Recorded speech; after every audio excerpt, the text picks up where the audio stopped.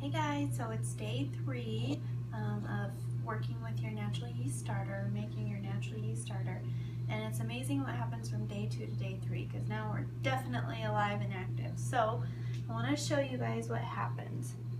So you can kind of see it's got that film on the top of it, but below the film you can see all these bubbles starting to form, and if I kind of move it around you'll see the bubbles on the sides of it. So that means it's alive, and you can see how it's kind of bubbling every time I move it from side to side, and this stickiness, so that's what you want. So that means that we've got yeast, and I can actually smell the sourness of it too. So at this point I want to mix all of that in, and then once again, I know it seems wasteful, but we want to get rid of half of this mixture again. Leave us with about a half cup so that we can go ahead and feed it one last time.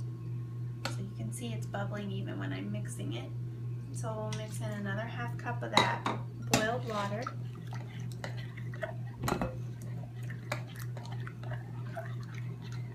And another half cup of flour.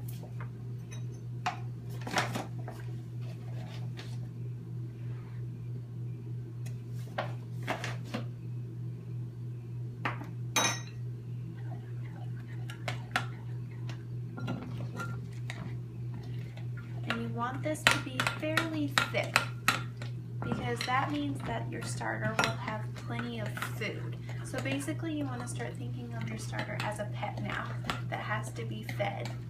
I'm going to go ahead and transfer this into my jar that had our boiled water in it, but that's okay. So we'll go ahead and transfer it into our jar at this point.